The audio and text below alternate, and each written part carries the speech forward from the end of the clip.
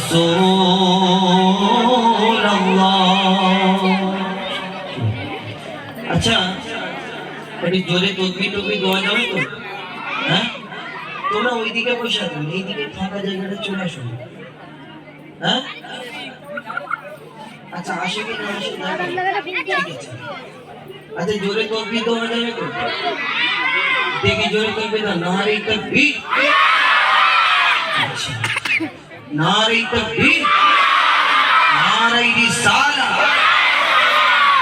আচ্ছা, আমি যদি আমার তরফ থেকে পুরস্কার দিই, যদি পুরস্কার দিই যে সব থেকে জোরে যে তকবীর দেবে তাকে দেবো, যদি দিই তাহলে কি একটু জোরে হবে? একটু দেখি। ওই আজ অনেকটা আছে, সুযোগ করে নিচে এবারে দেখি, এইবার দেখি কে আসতে বলে আর কে জোরে বলে দেখি। নারে তাকবীর। ও, অনেক ফিরি আল্লাহু আকবার বলা যায় না, ফিরিতে আল্লাহু আকবার বলবে না। তোমরা এদিকটা সরে আসো না, আসবে না?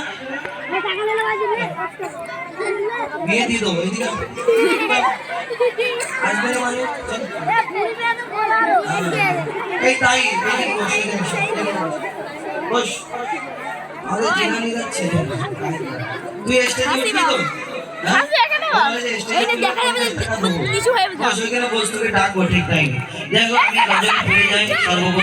পবিত্র হামদে বাড়ি তারা পরিবেশন করে, তারপরে দুটো একটা গজল বলবো। এবং আপনাদের এখানে আমি প্রথমবার, জানি না এই আশেপাশে এই জায়গাটা বুঝতে পারি না লোকেশনটা, তো যদি এই প্রথমবার আমার মনে হয় আসা, যদি আপনাদের যদি কোনো গজল শোনার ইচ্ছা থাকে বা কি ধরনের, কারণ গজল অনেক রকম হয়, ঘটনামূলক হয়, কবিতামূলক হয়, ডুয়েট হয়, সিঙ্গেল হয়, অনেক রকম।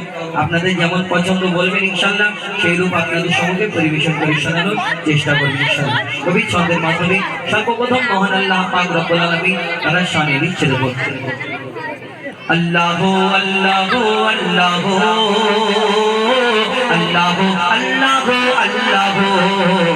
আল্লাহ আল্লাহ আল্লাহ আল্লাহ আল্লাহ আল্লাহ আল্লাহ আল্লাহ আল্লাহ আল্লাহ আল্লাহ আল্লাহ।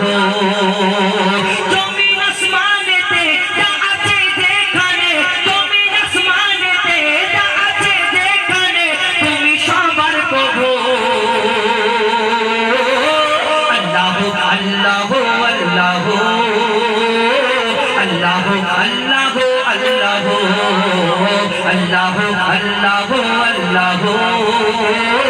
আল্লাহ আল্লাহ আল্লাহ আল্লাহ। বলো কচিরা, তোমাদের এখানে আল্লাহ কোথায় থাকে? ও উপরে, আচ্ছা, আল্লাহ উপরে থাকে। মসজিদটা তাহলে কার ঘর? কাবা শরীফটা কার ঘর? তাহলে তিন জায়গায়, মানে উপরে মসজিদ আর কাবা শরীফ, তাই তো?